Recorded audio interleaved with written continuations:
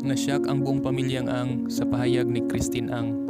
Naramdaman ng lahat na nababaliw na si Christine Ang at inagaw nito ang oras upang magpakitang gilas.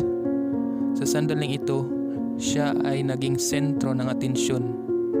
Sa isip ng lahat, ano ang magiging resulta bukod sa kamatayan? Ang World Class Group ay ang pinakamalaking kumpanya sa buong town of Waikiki. Paano makatingin ang mga tao sa pamilyang Ang? Kahit sino ang magsasalita tungkol dito ay hindi magtatagumpay.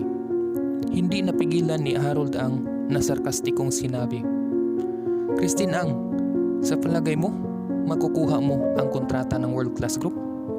Ang kapatid ni Harold Ang na pinsan ni Christine Ang na si Marge Ang ay nanunuya sa sandaling ito. "Christine, mahal kong pinsan, ano sa palagay mo ang pagkakakilanlan mo at ano ang pagkakakilanlan mo sa World Class Group? Pupunta ka upang pag-usapan ng nagmamadali? Huwag kang mag-atubili na ipahiya ang pamilyang Ang." At may sumigaw, "Yun nga, kung siya ay pinataboy ng World Class Group, ang ating pamilyang Ang ay tiyak na katawa-tawa sa buong town of Waikiki." Nang marinig ito ni Christine ang kanyang pisngi ay sobrang pula. Pakiramdam ng sobrang iya. Mula nang ikasal siya kay Dean Wolf, ang kanyang katayuan sa pamilya ay bumulusok pababa. Nagiging mas mababa at hindi gaanong mahalaga na halos paalisin. At maging ang kanyang mga magulang ay pinagtatawanan. Nadama niya na kung maaari niyang pag-usapan ang proyektong ito sa World Class Group, ang kanyang posisyon sa pamilya ay makonsidera. Ang pinakamahalagang bagay ay ang mga magulang niya ay maaaring igalang. Ngunit sa sandaling ito, siya ay pinagtawanan ng maraming tao. Hindi niya maiwasang umatras. Binigyan niya si Dean Wolf ng isang nalulumbay na hitsura. Bakit niya pinakinggan ang kanyang mga sinabi at hindi niya mapagkaila ito? Galit na galit ang matandang Lady Ang nang marinig ang mga sinabi ng lahat. At sinabi ng matanda, "Tumahimik!" Matapos itanong ang katanungan ng maraming beses, walang nangahas na gawin ang gawaing ito. Ngayon si Christine Ang ay gumawa ng pagkusa upang tumayo. Ang lahat ng nandun sa hall ay parang binuhusan ng malamig na tubig. Kahit na ang matandang Lady Ang ay palaging hindi nagugustuhan si Christine Ang. Sa oras na ito, naramdaman niya na si Christine Ang ay handang ibahagi ang kanyang pag-aalala sa kumpanya.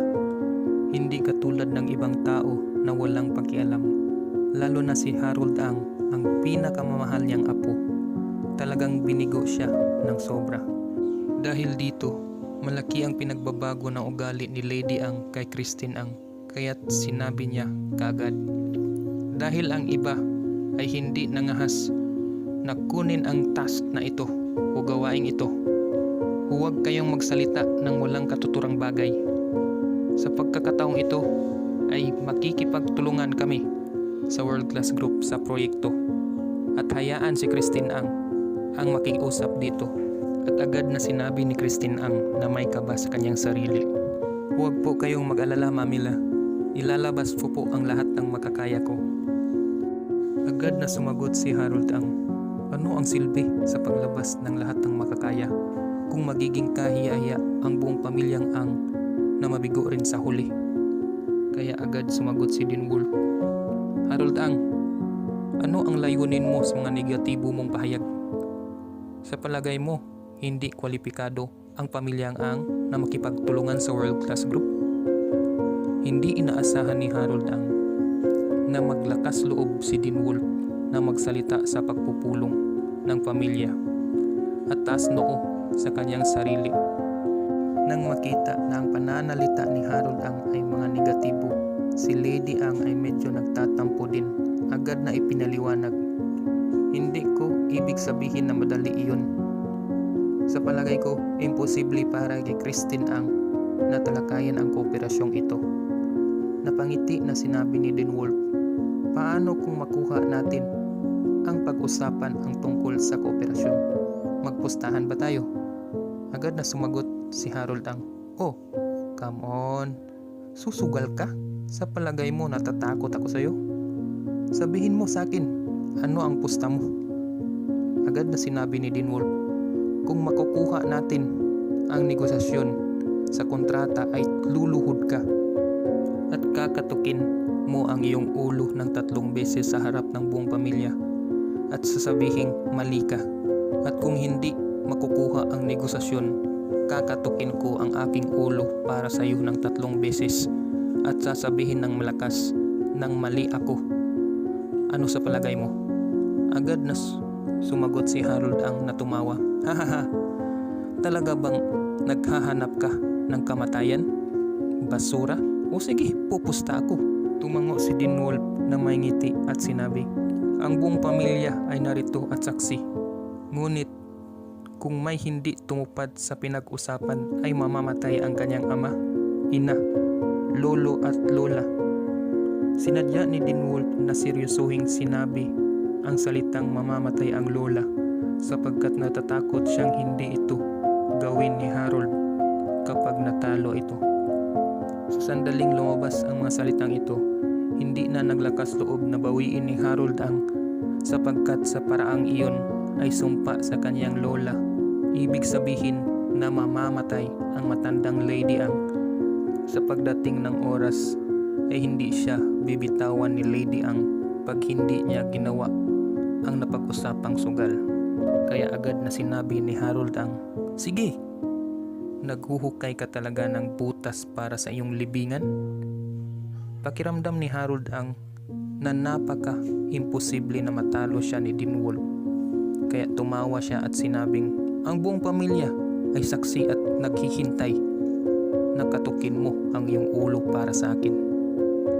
Nagulat si Christine ang at patuloy na kumindat kay Dean Wolf, ngunit hindi niya inaasahan na ibabaliwala siya nito. Walang pakialam ang matandang Lady Ang tungkol sa ganitong uri ng pagsusugal. Ang pinag-aalala lamang niya ay kung papaano ipasok sa listahan ng world-class group ang kooperasyon ng pamilyang Ang.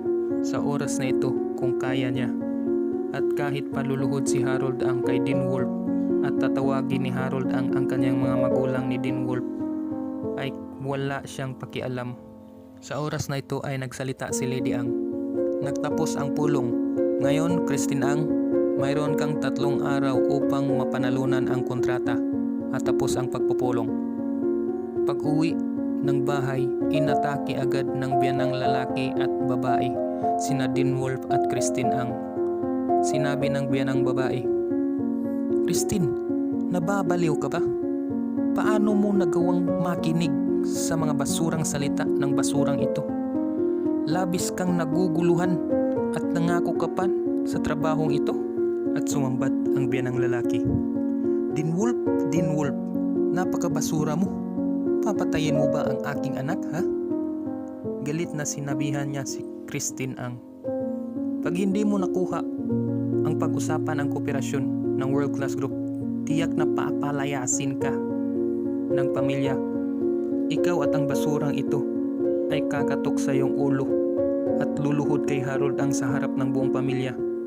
Huwag mong hayaan na mangyari ito." Seryosong sinabi ni Dean Wolf, Ma, hanggat maaari pang makipag-usap sa kontrata, malulutas ang lahat."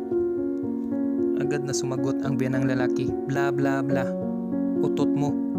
Alam mo ba kung gaano kalakas ang world-class group? Paano sila makatingin sa pamilyang Ang?" Ngumiti si Dean Wolf at sinabi, "Maaring makita ito ng mga tao. Sa palagay ko, ayos lang at tiyak na makukuha ang kontrata." Tumawa sa gilid ang biyanang babae at sinabing, "Sa palagay mo? Ano ka sa tingin mo sa iyong sarili? Ikaw ang boss ng world-class group? Isang basura? Gumamit ka ba talaga ng isip?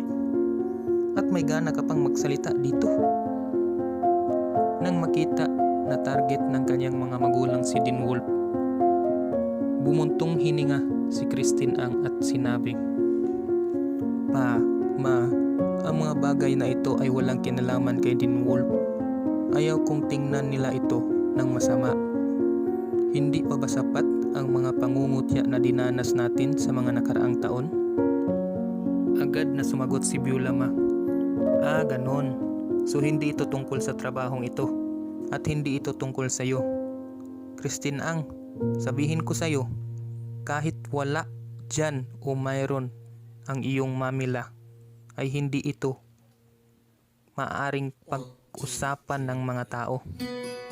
Si Dean Wolf ay nakatingin lang na may konting ngiti ang kanyang mabangis na biyanang babae at lalaki na kahit siya ay patayin ay hindi pa rin maniniwala na siya na ang bagong boss ng World Class Group. Sa panahong ito ay may kumatok sa pintuan.